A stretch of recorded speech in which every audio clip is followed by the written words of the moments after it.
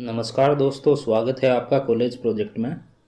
और आज के इस वीडियो में मैं आपको बताने जा रहा हूं कि ट्रांसफॉर्मर क्या है, कैसे काम करता है और कहां कहां पर यूज़ में लिया जा सकता है।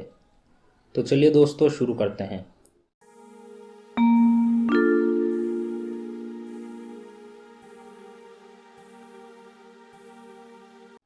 ट्रांसफॉर्मर एक ऐसी डिवाइस है जो एसी वोल्टेज को अप या डाउन करती है।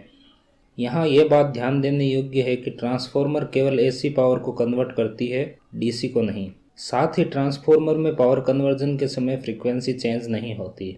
लेकिन ये काम कैसे करता है, आइए देखते हैं। ट्रांसफॉर्मर फैराडे के इलेक्ट्रोमैग्नेटिक इंडक्शन पर वर्क करता है। ट्रांसफॉर्मर में एक आयरन कोर यूज में ली जाती है, जिसमें लेमिनेटेड आयरन स्ट्रिप यूज में ली जाती है।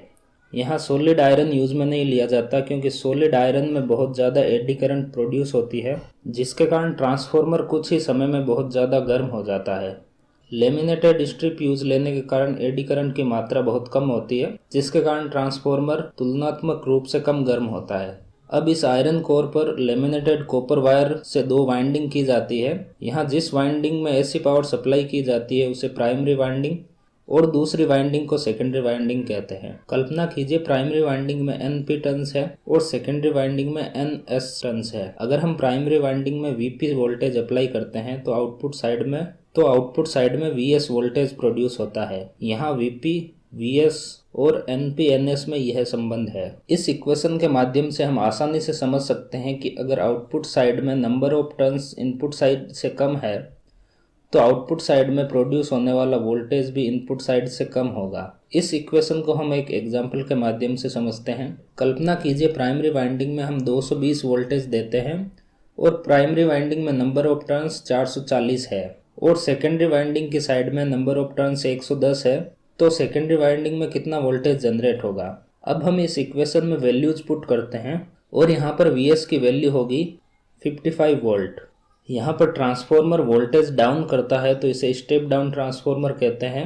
इस ट्रांसफॉर्मर में अगर हम सेकेंडरी वाइंडिंग में नंबर ऑफ टर्न्स 880 कर देते हैं तो आउटपुट वोल्टेज 440 हो जाएगा। यहाँ पर ट्रांसफॉर्मर वोल्टेज बढ़ा रहा है, इसलिए इसे स्टेप अप ट्रांसफॉर्मर कहेंगे। अब हम देखते हैं कि ट्रांसफॉर्मर कहाँ कहाँ यूज में आता है। नंबर 1 पर है in power line transmission. Power plant में जनरेट होने वाली इलेक्ट्रिसिटी 11,000 से 23,000 वोल्टेज के बीच में होती है, लेकिन ये वोल्टेज लंबी दूरी के पावर ट्रांसमिशन के लिए काफ़ी कम है। इसे स्टेप अप ट्रांसफॉर्मर के माध्यम से 1.5 लाख से 7.5 लाख वोल्टेज के बीच में कन्वर्ट किया जाता है, जिसे अलग अलग स्तर पर स्टेप डाउन ट्रांसफॉर्मर के माध्यम से कम किया जाता है और घरों में 220 वोल्टेज पहुंचाया जाता है। नंबर 2 पर है कंज्यूमर इलेक्ट्रॉनिक्स। घरों में काम आने वाले इलेक्ट्रॉनिक इक्विपमेंट जैसे टीवी, रेडियो, मोबाइल चार्जर आदि जनरली 5 से 12 वोल्ट डीसी पर वर्क करते हैं। तो यहाँ 220 वोल्टेज को पहले ट्रांसफॉर्मर के माध्यम से कम वोल्टेज में कन्वर्ट किया जाता है, फिर रेक्टिफायर के माध्यम से एसी को डीसी में बदला जाता है। रेक्टिफायर पर एक वीडियो मैंने पहले बना रखा है, जिसका लिंक आपको डिस्क्रिप्शन में मिल जाएगा। नंबर 3 पर है SMPS, switch mode power supply. Consumer electronics में आजकल डायरेक्ट ट्रांसफॉर्मर की जगह SMPS सर्किट यूज में लिया जाता है, जो कि ट्रांसफॉर्मर से काफ़ी सस्ता होता है और आउटपुट डीसी वोल्टेज तुलनात्मक रूप से ज़्यादा प्योर होता है। परंतु इस सर्किट में भी एक छोटा ट्रांसफॉर्मर यूज में लिया जाता है।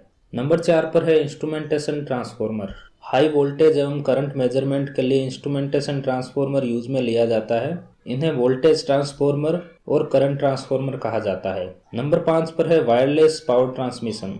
आजकल मोबाइल में वायरलेस पावर ट्रांसमिशन का फीचर होता है। इसके लिए मोबाइल में एक कॉइल लगी होती है जो कि सेकेंडरी वाइंडिंग की तरह वर्क करती है और चार्जिंग पैड में प्राइमरी वाइंडिंग होती है। परंतु यहाँ पर आयरन कोर यूज में नहीं लिया जाता क्योंकि यहाँ पर हाई फ्रिक्वेंसी ट्रांसमिशन होता है, जिसके कारण कोर की आवश्यकता नहीं होती। इसके अलावा भी कई तरह के ट्रांसफॉर्मर यूज में लिए जाते हैं, जैसे पल्स ट्रांसफॉर्मर, RF ट्रांसफॉर्मर एवं ऑडियो ट्रांसफॉर्मर।